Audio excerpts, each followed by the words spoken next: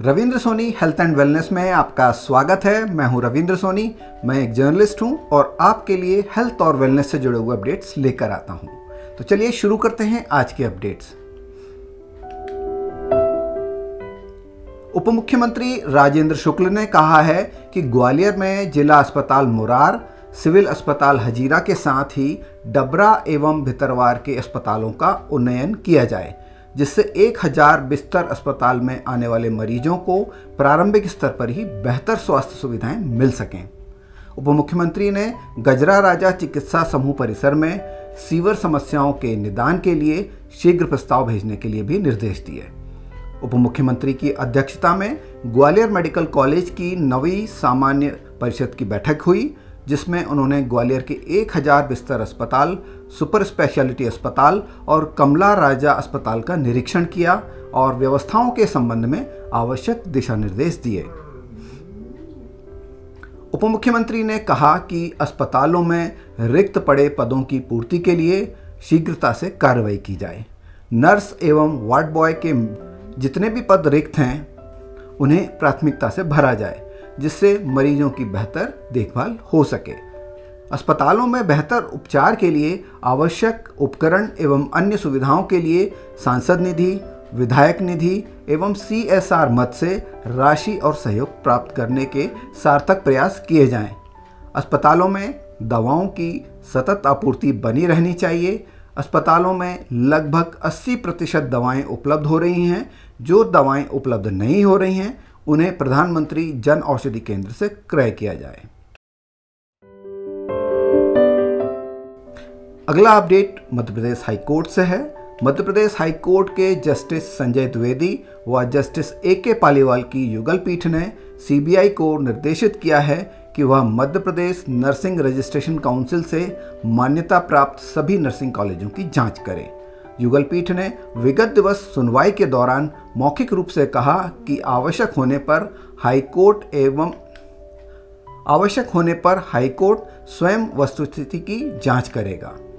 गौरतलब है कि याचिकाकर्ता लॉ स्टूडेंट एसोसिएशन की ओर से फर्जी नर्सिंग कॉलेजों के संचालन को चुनौती दी गई थी, जिसमें कहा गया था कि शैक्षणिक सत्र 2020-21 में प्रदेश के आदिवासी बाहुल्य इलाकों में 55 नर्सिंग कॉलेजों को मान्यता दी गई थी।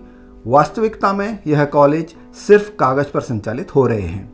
अधिकांश कॉलेजों की निर्धारित स्थल में बिल्डिंग तक नहीं है।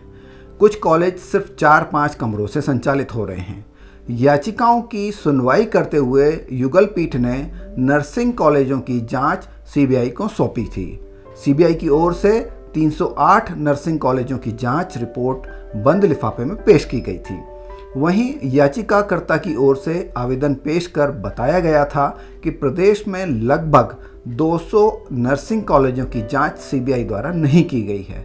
CBI ने Madhya Pradesh medical science university से संबद्धता प्राप्त डिग्री कोर्स से संचालित करने वाले कॉलेजों की जांच की है। डिप्लोमा कोर्स संचालित करने वाले कॉलेजों की जांच नहीं की गई है। याचिकाकर्ता की ओर से फोटोग्राफ्स पेश करते हुए बताया गया कि जिन नए कॉलेजों को मान्यता दी गई है वो निर्धारित मापदंड का पालन नहीं करते हैं। वहीं सरकार की ओर से CBI ने जिन कॉलेजों में कमी पाई है उनके खिलाफ कार्रवाई करने तथा खामियां दूर करने के लिए मेडिकल यूनिवर्सिटी के कुलपति की अध्यक्षता में कमेटी गठित करने की बात कही। सरकार की ओर से बताया गया कि संचालक चिकित्सा शिक्षा तथा मेडिकल कॉलेज के 2 डीन सदस्य होंगे। इसके अलावा सरकार ने मेडिकल यूनिवर्सिटी को BSc नर्सिंग की परीक्षा कराने की अनुमति देने के लिए भी आवेदन दायर किया। इस आवेदन पर अगली तिथि पर सुनवाई की जाएगी। एम्स भोपाल के रेजिडेंट डॉक्टर्स और छात्र कल्याण परिषद के नवनिर्वाचित सदस्यों का शपथ ग्रहण समारोह हाल ही में आयोजित किया गया। एम्स भोपाल के resident doctors welfare council RDWC और स्टूडेंट वेलफेयर काउंसिल के चुनाव हाल ही में आयोजित किए गए थे। रेजिडेंट डॉक्टर्स कल्याण परिषद और छात्र कल्याण परिषद दोनों ने परिसर के भीतर छात्रों के लिए उपलब्ध सुविधाओं को बढ़ाने और उनके कल्याण के लिए प्रशासन के साथ मिलकर समन्वय के साथ काम करने का वादा किया है। एम्स भोपाल के कार्यपालक निदेशक प्रोफेसर डॉक्टर अजय सिंह ने एम्स भोपाल के रेजिडेंट डॉक्टर्स वेलफेयर काउंसिल और स्टूडेंट वेलफेयर काउंसिल के सभी सदस्यों को हार्दिक बधाई दी है और आशा व्यक्त की है कि भविष्य में रेजिडेंट डॉक्टर्स वेलफेयर काउंसिल और स्टूडेंट वेलफेयर काउंसिल के संयुक्त प्रयासों से एम्स सफलता के नए कीर्तिमान स्थापित करेगा। एम्स भोपाल में बाल चिकित्सा के प्रोफेसर डॉक्टर गिरीश चंद्र भट्ट ने Indian academy of paediatrics advanced life support course में पाठ्यक्रम निदेशक के रूप में भाग लिया। यह शैक्षिक कार्यक्रम हाल ही में उत्तर प्रदेश के झांसी में MLB मेडिकल कॉलेज में आयोजित किया गया था। Indian academy of paediatrics advanced life support course का उद्देश्य बाल रोग विशेषज्ञों को आपात स्थिति में गंभीर रूप से बीमार बच्चों के व्यवस्थित प्रबंधन के लिए तैयार करना है।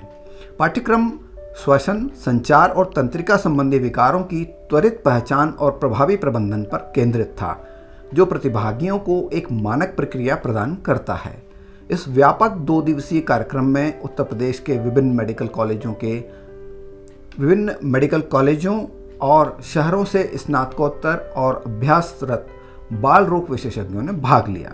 व्याख्यान, इंटरैक्टिव सत्र और व्यावहारिक प्रशिक्षण के माध्यम से प्रतिभागियों ने आपात स्थिति के दौरान बीमार बच्चों को बेहतर देखभाल प्रदान करने के लिए महत्वपूर्ण व्यावहारिक कौशल हासिल किया। एम्स भोपाल के कार्यपालक निदेशक प्रोफेसर डॉक्टर अजय सिंह ने कहा कि स्नातकोत्तर और अभ्यासरत बाल रोग विशेषज्ञों के लिए ऐसे प्रशिक्षण कार्यक्रमों का विशेष महत्व है। उन्होंने डॉक्टर गिरीश भट्ट को इस कार्यक्रम में भाग लेने पर बधाई दी है।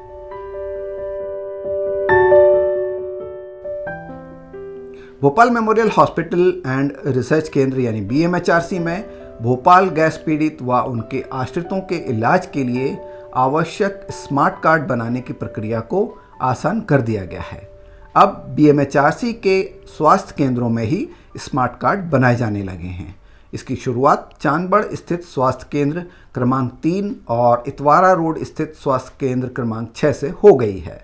BMHRC की प्रभारी निदेशक डॉक्टर मनीषा श्रीवास्तव ने बताया कि चांदबड़ स्थित स्वास्थ्य केंद्र में कैंचीछोला, स्टेशन बजरिया, चांदबड़ और करोंद स्थित स्वास्थ्य केंद्रों में पंजीकृत गैस पीड़ित व उनके आश्रित मरीजों के कार्ड बनाए जा रहे हैं, जबकि इतवारा रोड स्थित स्वास्थ्य केंद्र में टीला जमालपुरा, गिन्नौरी, इतवारा रोड और बाल विहार स्थित स्वास्थ्य केंद्रों के स्मार्ट कार्ड बनाए जा रहे हैं। पहले गैस पीड़ित मरीजों व उनके आश्रितों को अपना स्मार्ट कार्ड बनाने के लिए संबंधित स्वास्थ्य केंद्र में अपने दस्तावेज जमा कराने होते थे। स्वास्थ्य केंद्र से ये दस्तावेज BMHRC भेजे जाते थे, जहां उनके कार्ड बनते थे। अब यह सारी प्रक्रिया स्वास्थ्य केंद्रों में ही हो जाएगी। डॉक्टर मनीषा श्रीवास्तव ने बताया कि जल्द ही अन्य स्वास्थ्य केंद्रों में स्मार्ट कार्ड बनाने का कार्य शुरू कर दिया जाएगा। इसके अलावा स्वास्थ्य केंद्रों से मरीजों को हेल्थ बुकलेट की कॉपी भी प्रदान की जा रही है। इसके लिए सभी को फ़ोन किए जा रहे हैं। BMHRC के स्वास्थ्य केंद्रों की समन्वयक डॉक्टर रोमा रस्तोगी ने बताया कि नए मरीजों का पंजीयन व स्मार्ट कार्ड बनवाने के लिए गैस पीड़ितों को अपने अंतिम आदेश व प्रोरेटा भुगतान पत्रक के साथ जन्म संबंधी व पहचान संबंधी प्रमाण पत्र और फोटो लाना होगा।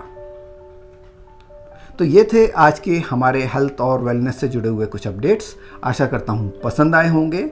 यदि आप इस चैनल पर नए हैं तो आपसे निवेदन है कि इसे तुरंत सब्सक्राइब कर लेवें, ताकि आपको ऐसे ही अपडेट लगातार मिलते रह सकें।